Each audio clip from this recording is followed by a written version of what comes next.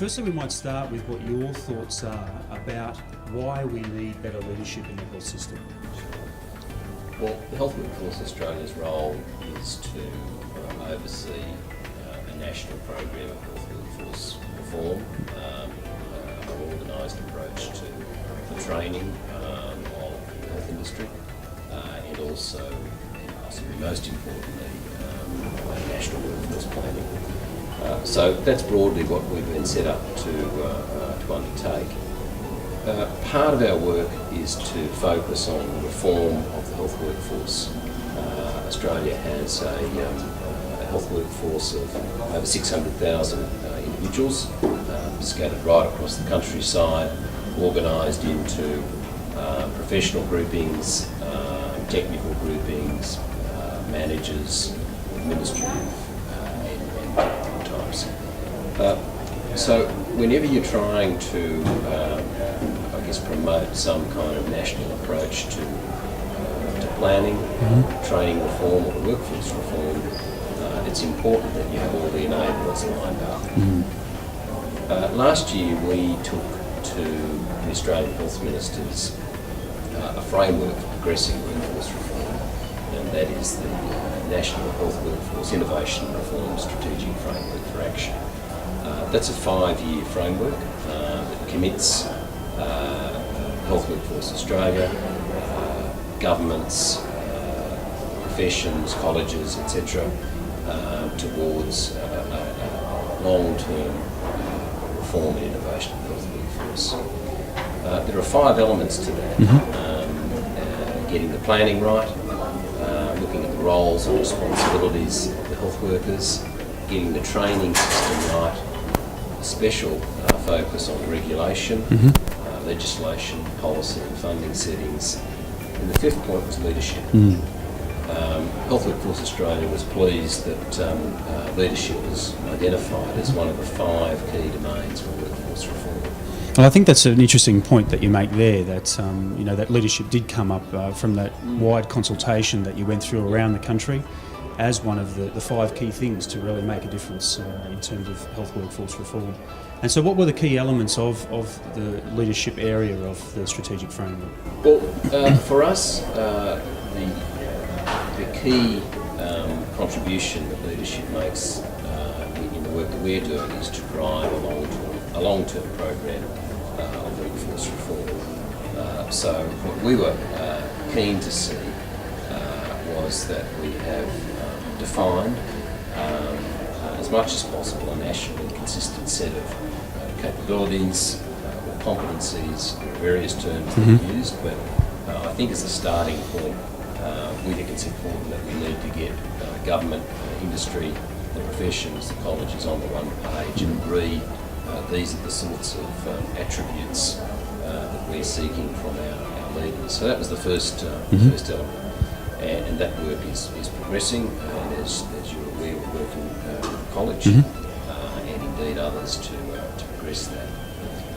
The second key element is really to develop a national program, if you like, to implement some of those agreed capabilities. Health Workforce Australia will be implementing a national leadership program. Our target group will be at the senior end of the health and higher education sector. We're looking particularly to target the most influential and some of the most senior players in the system to get them to use their leadership and develop their leadership capabilities to progress the reform agenda that Health Workforce Australia has been asked to undertake. That work is in its early stages, and obviously college will be a close collaborator in developing that program. And the third element is to look at Aboriginal and Torres Strait Islander health leadership. Obviously the gap between health outcomes and the gap in access to services experienced by Aboriginal and Torres Strait Islander people is well documented. and there are some very, very good models of community-controlled health service delivery in the Aboriginal and Torres Strait Islander sector, and also within the mainstream health providers. So we will be, in collaboration with a range of Aboriginal and Torres Strait Islander groups, be seeking to facilitate a targeted national health leadership program for Aboriginal and Torres Strait Islanders. So they're the three foci of our work.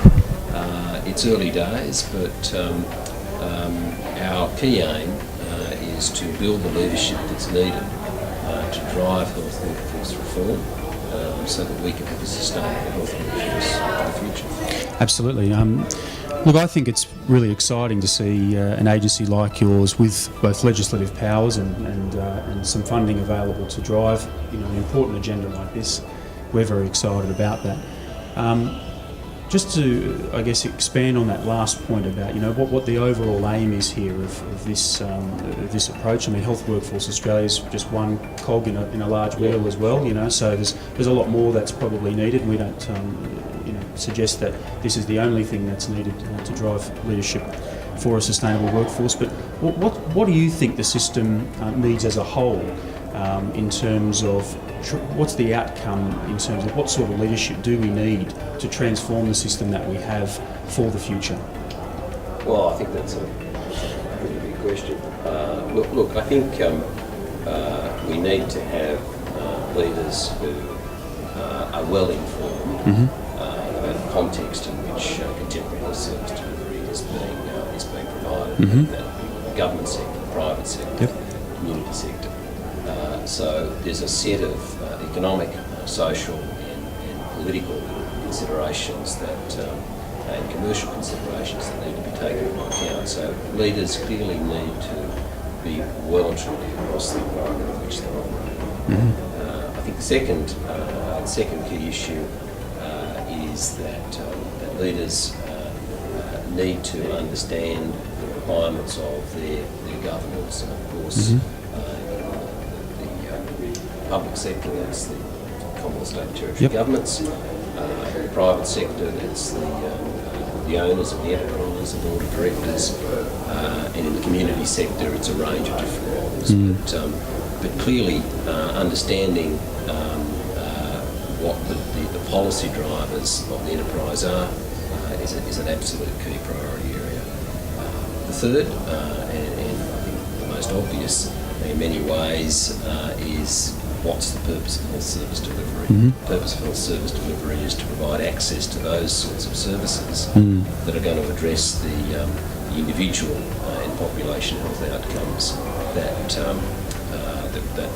we're seeking to respond to with our health service offering. So clearly, a focus on providing the best possible services to meet the needs of the client, of the patient, the consumer,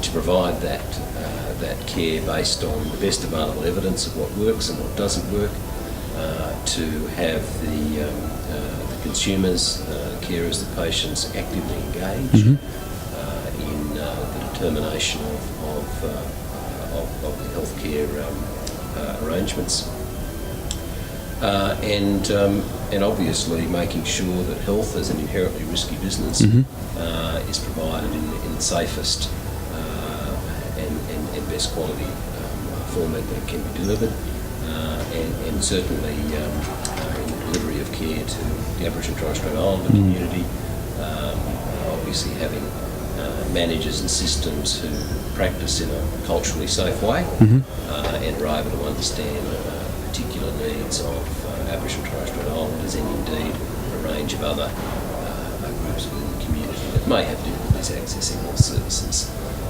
And you need leaders who are across all of those, and then of course there's a whole range of technical skills that are required of managers and leaders. But I think overall, connecting the workers, connecting the clinicians, to an overarching vision of what the enterprise is seeking to achieve is really the job of leaders in the system. Yeah, no, very, very good, well said. Well, look, Mark, thanks very much for your time this morning. It's been great to talk to you. We're very supportive of all of the work, as you know, that Health Workforce Australia has been working on, particularly in this leadership area.